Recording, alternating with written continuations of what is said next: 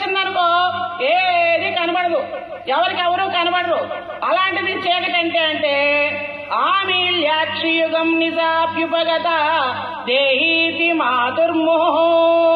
అమ్మ కళ్ళు గట్టిగా మూసేసాడంటండి. 2 కళ్ళు గట్టిగా మూసిస్తే వెలుతురు కనబడుతుందా? చీకటి కనబడుతుంది కదా. ఆ 2 కళ్ళు గట్టిగా మూసేసి అమ్మ చీకటి వచ్చేసింది, నాకు పాలిచ్చే పాలిచ్చే పాలిచ్చే.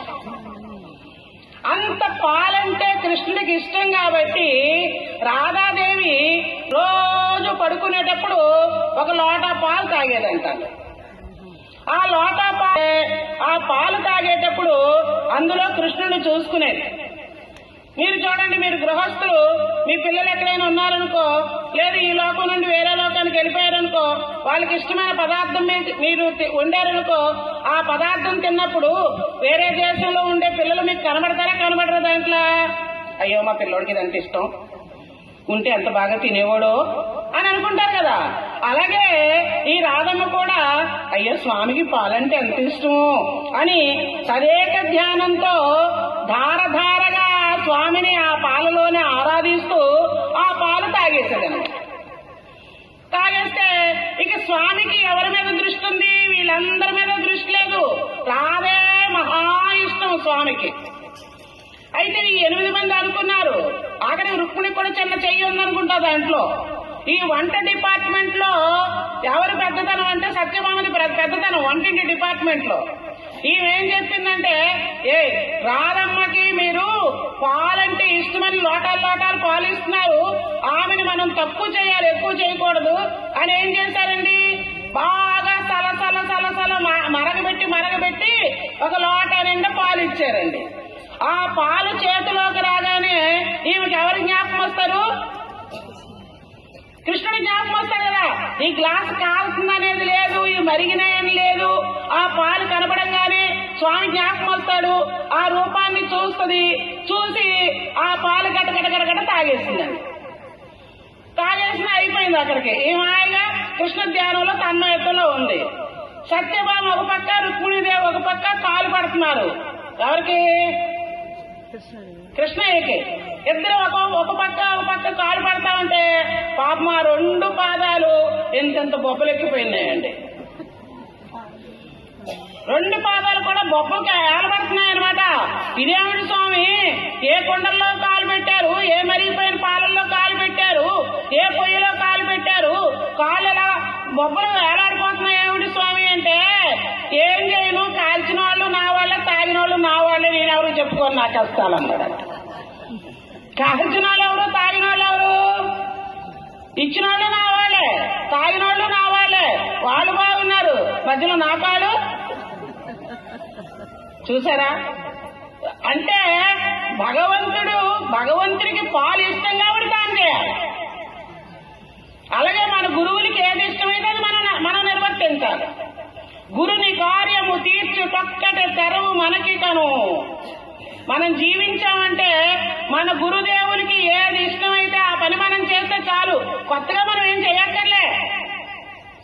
ధర్మరాజుని పట్టాభిషేకం అయిన తర్వాత అడిగారంట అందరూ కలిపి, ఏం మహానుభావా, అరణ్యవాసంలో ఎంతో మంది మహాత్ములతో నీకు పరిచయం ఏర్పడింది కదా. మాలో చాలా మంది ఏం చేస్తారండి, మహామహులు చక్కగా సంస్కారవంతంగా ఆధ్యాత్మిక విచారణ కలిగి సంస్కృత పాండిత్యం కలిగిన వాళ్ళు, శాస్త్రాలు వాడు అదొకటి వేరే. అంటే డమ్మరానోళ్ళు కవిత్వం మొదలు పెడతారనమాట.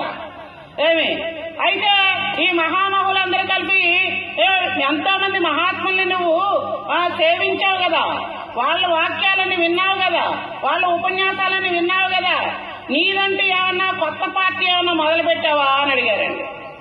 నీదంటూ ఏమన్నా కొత్త సిద్ధాంతం ఉందా, నీదంటూ కొత్త అభిప్రాయం ఏమన్నా ఉందా, నీదంటూ కొత్త మతం ఏమన్నా ఉందా అని అడిగితే ధర్మరాజు చెప్తాడు, అరే మహానుభావులారా, మన ఆధ్యాత్మిక కేంద్రాన్ని, మన ఆధ్యాత్మిక మార్గాన్ని మన ఋషులు, మన గురువులు, మన పూర్వీకులు నేషనల్ హైవే చేసేశారు. వాళ్ళు ఎన్నో కష్టాలు పడ్డారు, ఎన్నో నష్టాలు పడ్డారు, ఎన్నో అవమానాలు పడ్డారు. మరి స్వామి వారి గురించి చెప్తున్నారు కదా మన వాళ్ళు. అలాగే మరి శంకరాచార్యుల వారు ఎన్ని అవమానాలు పడ్డారు, అలాగే మహాత్ములందరూ కూడా ఎన్ని అవమానాలు పడి, ఎన్ని ముళ్ళ డొంకలన్నీ కొట్టి అన్నిటినీ ఛేదించి నేషనల్ హైవే ఈ ఆధ్యాత్మిక మార్గాన్ని చేసి పడేశారు. మళ్ళీ నేను కొత్తగా రోడ్డు వేయడం ఎందుకు? నేషనల్ హైవే ఉంటే రోడ్డు మళ్ళీ కొత్తగా వేయడం ఎందుకండి? మహాజనో ఏన గతస్థ పంథాః, మహాత్ములు ఏ మార్గంలో నడుస్తారో ఆ మార్గంలో నడవడమే మా ధ్యేయం. ఎందుకంటే మనం ఎన్ని జన్మల పుణ్యం చేసుకుంటే గాని సద్గురువుల దర్శనం దొరకదు. శ్రీ సద్గురువుల దర్శనమాయను చింతలు మాకిక నేటికిలే, చేసిన పూర్వ పుణ్య విశేషము దేశకుడై దయచేసెనులే, చేసిన పూర్వ పుణ్య విశేషము దేశకుడై దయచేసెనులే, ప్రాప్త ప్రాప్తములెటు నుండును ఇలా దాతృభ్రాంతిలో తగులనులే, నేత్రములో అను మాత్రమయున్న సూత్రము తానని తెలిపెనులే. చూడండి, నేత్రములో అణు మాత్రమై ఉన్న సూత్రము తానని తెలిపెనులే. గురువులు ఏం చేస్తున్నారండి? చరాచర విశ్వమంతా ఏ పరమాత్మ చైతన్యమైతే వ్యాప్తి చెంది ఉన్నదో ఆ చైతన్యమే నీవు అని తెలియజేస్తున్నారు మనకి. మనం ఫస్ట్ రోజు చెప్పుకున్నాం, జన్మానేక సతై సదాధరయుజ భక్త్యా సమారాధిత భక్తైర్వైదిక లక్షణేన విధిన సంతుష్టై స్వయం సాక్షాత్ శ్రీ గురు రూపమేత్య కృపయా దృగ్గోచరస్తన్ ప్రభువు తత్వం విబోధ్య తారయతి తాన్ సంసార దుఃఖార్ణవాన్. ఈ సంసారం అనేది దుఃఖ సముద్రం. దుఃఖ సముద్రమా ఆనంద సముద్రమా అండి? సంసారంలో ఆనందం ఉందా? ఆనందం ఉంది అని వాళ్ళు చేయొచ్చండి లేదా? అయితే సన్యాసి ఇస్తాం, తీసుకుంటారా? ఆనందం లేదు, దాంట్లోనే ఉంటాం. పక్కాగా చెప్తున్నారు అయ్యగారు, ఉంటాం. సంసార దుఃఖార్ణవం.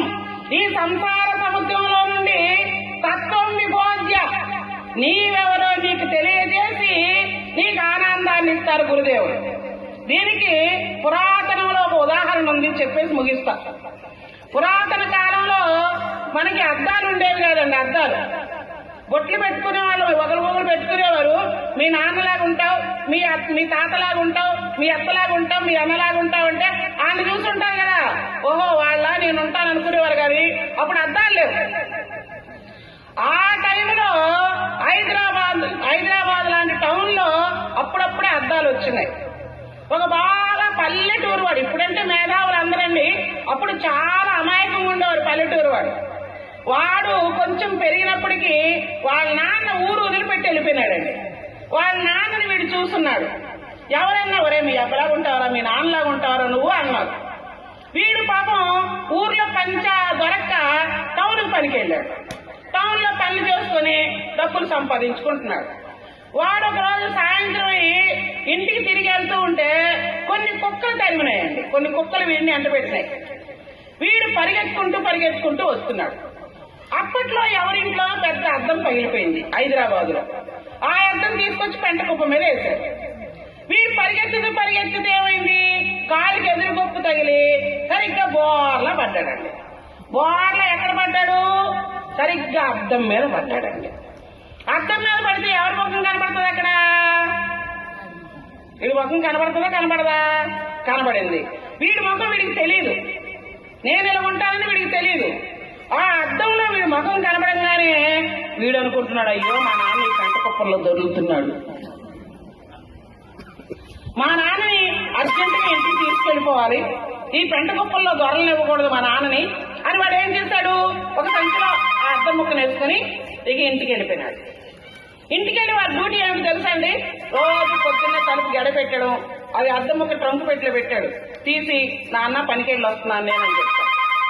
మళ్ళీ సాయంత్రం వచ్చిన తర్వాత మళ్ళీ ఆ గది తలుపు గడిపెట్టేసి ఈ ట్రంక్ పెట్టి ఓపెన్ చేసి నాన్న ఈ రోజు ఇన్ని డబ్బులు వచ్చినాయని చెప్తాడు. ఈ భార్యకు అనుమానం వచ్చింది. వీడు టౌన్ దగ్గర నుండి వచ్చిన దగ్గర నుండి రోజు తలుపు పెట్టేసుకున్నాడు, లోపల మాట్లాడుతున్నాడు. ఎవరితో మాట్లాడుతున్నాడు అబ్బా వీడు అని భార్యకు అనుమానం వచ్చి వీడు పనికెళ్ళాక ఈయమ్మ తలుపు గడపెట్టుకుని ఈవిడ ట్రంక్ పెట్టి ఓపెన్ చేసినప్పటికీ అక్కడ ఎవరున్నారండి? అలా ఉన్నాడా? అక్కడ తలుపు ఈ ట్రంక్ పెట్టి ఓపెన్ చేసినప్పటికీ